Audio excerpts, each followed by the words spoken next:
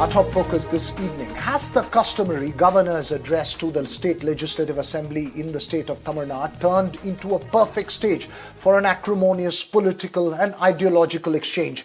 Time and again. This morning, Governor RN Ravi walked out of the Tamil Nadu Assembly and refused to read the state government prepared text for his customary address, making strong accusations against it. These accusations were expunged by the Speaker.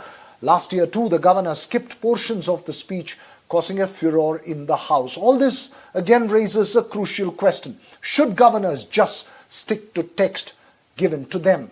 NDTV's Sam Daniel sets up the debate this evening. Tamil Nadu Governor RN Ravi was at loggerheads with the state government. Again, he refused to read the government's prepared speech text in the first assembly session of the year, alleging it was a travesty of the constitution, and later walked out in a huff, even before the national anthem was played.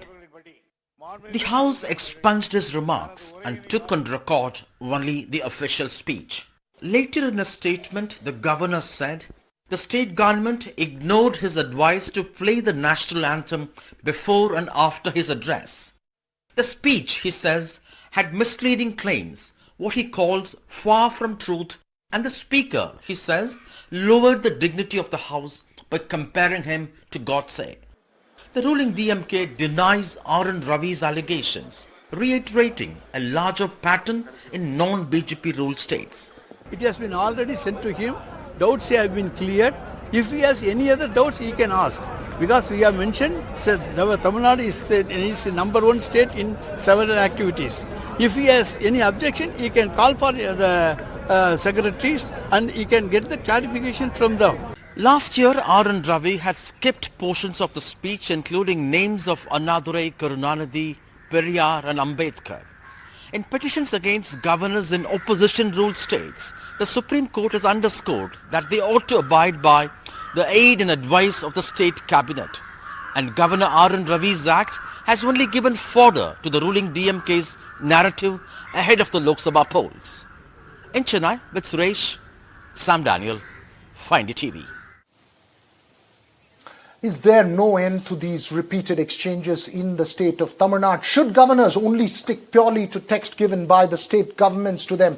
Joining me this evening is Salem Dharanidharan of the DMK, Narayan Tirupati of the BJP. We also hope to be joined by Dr. Aditya Son, the constitutional expert and senior advocate of the Supreme Court, to lay out the constitutional position on this as he has done in the past in a bit from now. But first question to you, Mr. Narayan Tirupati. The accusation is that the governor has turned the customary address to the State Legislative Assembly, which is supposed to be a text prepared by the state government, vetted by the governor before, as a political stage, a stage for confrontation. Your first reactions?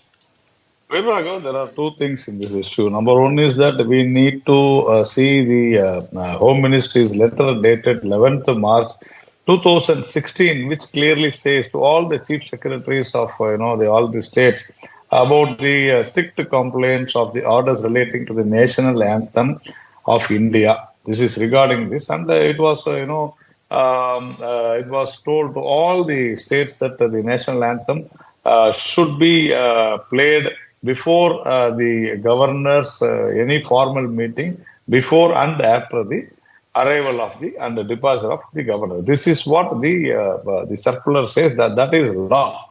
So the thing is that the governor, Mr. Ravi, has been insisting this for a very long time, which he has said, I have requested. He has said, I have requested and advised. So number one is that. Number two is that he has the liberty to, skip something. He has to not talk something which is not there, which has not been done, and which is, against the government or whatever it is. So the governor has got the right. It is not that he has to stick on to what the government has said. So it is not a convention. It is politics. The governor cannot enter into politics. the state government abusing or accusing Who is the playing central the government, politics governor. is really the question now, Mr. Narayan Tirupati. I'm going to get Salem Dharanitharan in to respond to what you have said. First on the issue of national anthem, because as I understand it, the customary practice is to play the state song before the address and the national anthem after the address. Salem Dharanitharan, your response to what Mr. Narayan Tirupati has said so far. Firstly, I think he's indulging in the same diversionary tactics of the BJP. The issue here is the gubernatorial excess. Let's confine to that, right? What the governor has done today is travesty of the Indian constitution. Like how? Where does the Tamil Nadu government get its mandate from? It gets mandate from the people of Tamil Nadu. 8.2 crore people are elected legislators. These legislators in turn have helped selected a chief minister who has formed a government. So what mandate does the governor have? During the constitutional debate itself, Ambedkar ji clearly said that the governor should not be elected because if he is elected, then he will run a parallel government. So he has to be appointed because his duty is only to oversee, nothing to do with the governance.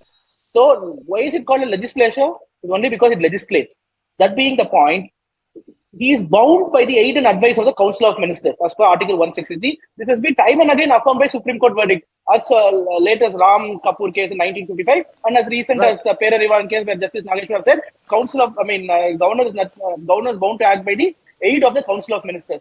So now coming back to this governor's address, it is nothing but the vision document of the government. So who gave the mandate for the government to prepare a vision document? People of Tamil Nadu. By refusing to read that, is only insulting the people of Tamil Nadu. Governor should understand that he is not elected. He is only appointed to oversee. So you are raising an important point here. I'm sorry, Salem Dharanitharan. I have Dr. Aditya Sondhi here to lay out for us the constitutional position. Dr. Sondhi, the question here is twofold. One is, as far as the national anthem is concerned, we'll keep that separate on whether it should be played before and after the address. In Tamil Nadu, it's customary, we believe, to play the state song first and then before the address and the national anthem after the address. The other question and the core question here, should governors stick to text that have been prepared and given by the state governments? Do they have the luxury and discretion for departure? What is the constitutional position on this, sir? We've asked this before to you. We're asking you again to state the point on record.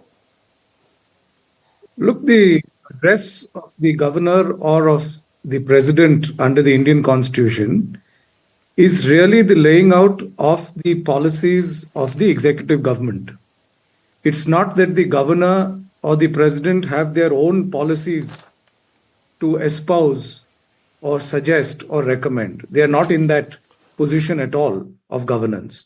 And if you look at the language of Article 176, under which the governor presents his or her address, it refers to the phrase that the governor shall inform the legislature of the causes of its summons.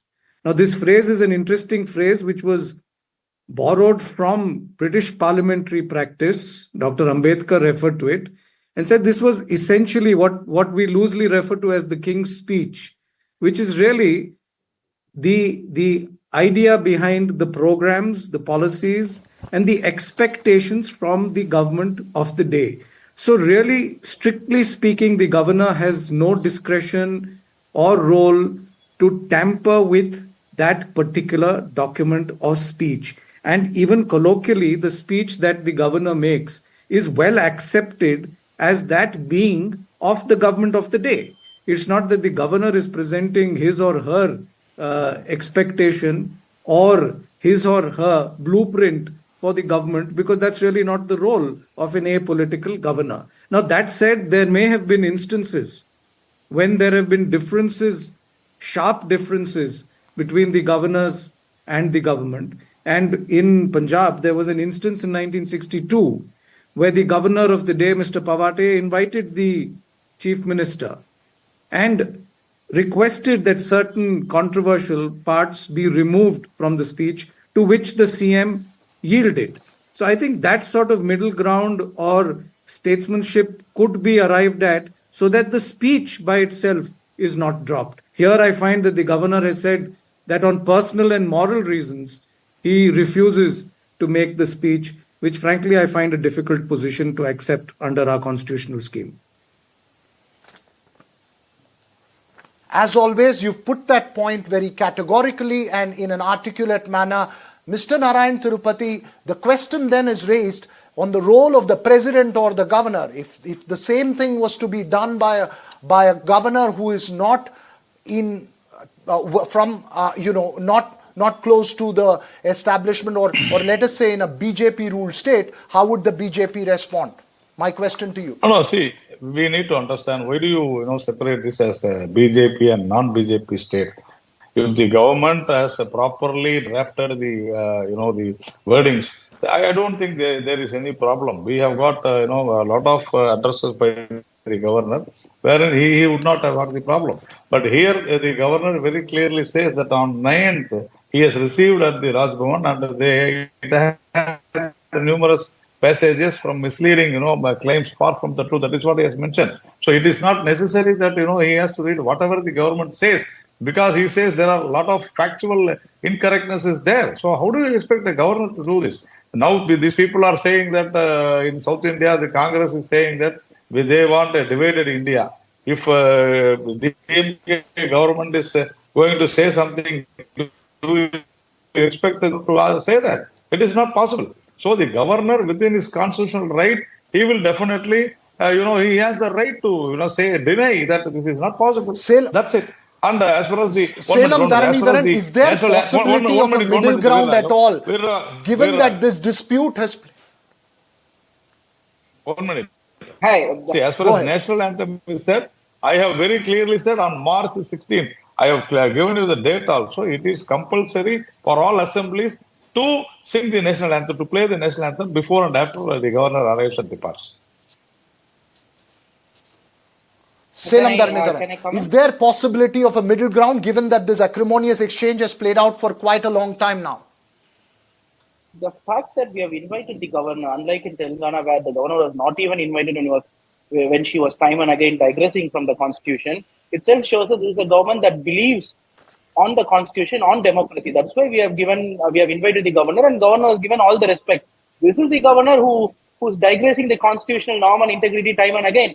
See, let me extend what the constitution expert recently spoke. See, we follow Westminster system, the same political system that's followed in the UK, right? Here, the constitutional head, the governor or the president, is equal to the crown, right? So even there, whenever the parliament opens in the UK, it's customary for the king or the queen to give a similar remark. Has the king or the queen ever deviated or digressed? No, because the speech represents the will of the people. Who gives the government the will of the people? The people. Where the Modi government accept the president addressing the parliament during the beginning of session if he digresses from the speech? Or why is it not happening in any of the BJP rule states? Tell me this. Has the governors digressed from the government speech on any of the non-BJP rule states? Narayan Tirupati can answer this very simple question. The answer is clearly no. Why are bills put on pending only in non-BJP rule states? Why are governors harassing only in the non-BJP rule states? That is the question. For example, the bill that pertains to appointing vice chancellor by the government itself, in Tamil Nadu and other non-BJP rule states, the governors are not accepting the bill. In Gujarat, the same bill is passed. How? The same bill. So does Gujarat have a different constitution and Tamil Nadu have a different constitution? Narayan Tirupati, quick response from you. Is this purely a political exchange? Very quick response before I get the last word from Aditya Sondi. This is a very big lie DMK is telling. In Gujarat, it never happened. There is no such bill in Gujarat. And the governor is the chancellor for all the government-owned institutions and universities there. This is a big lie that DMK is spreading for a very long time. It is not so, I challenge. Appointing vice chancellors. They are the chancellors. They are appointing the vice chancellors. Yes, they are appointing the vice chancellors. Yes. But why, you answer this question, why are the speeches not digressed? The core question is, why the speeches have not been digressed in those states is the question that's raised. I'm just going to ask one final point to Aditya Sondi. And Aditya, I've asked this question. Why only opposition-ruled states are? That's what I said. Why only opposition-ruled states are targeting the governors? That's what I am asking, in other words. Because the governors are behaving in a partisan manner. That is this is played on. partisan manner. This has played on for long. RN Ravi is behaving as a BJP spokesperson. He's doing your job. I posed this question to you before. Is there a potential solution to this that needs to be written down in the law? Perhaps categorically reiterated. You've mentioned this. There are those who argue about whether the role of governor itself is necessary in a federal structure right now. So what do you believe would be a final solution in it? What would be the last word in this dispute? Look, I still maintain that a governor is an integral part of the constitutional provisions and the role that the governor plays in preserving constitutional morality. There are circumstances in which a governor does indeed exercise discretion. It's not that the governor is a rubber stamp in all cases, but those are few and far between. And those really arise either where the Constitution itself bestows the governor with the discretion, for example, the right to return a bill once, or provides that the governor is to act in a situation independently, because otherwise there would be a conflict of interest. For example, under Article 356, when a report is to be given to the central government about the need for a proclamation of emergency. But otherwise, all other scenarios really require the governor to act as per the aid and advice of the chief minister and the council of ministers. And a lot of this is already settled by decisions of the Supreme Court. In Shamsher Singh's case, the Supreme Court in fact said, if I may take half a minute to make that point, the Supreme Court in fact in Shamsher Singh's case said that even if a monarch in the UK strongly disapproves of a particular bill or finds its contents to be highly controversial, its refusal to give assent would still be unconstitutional.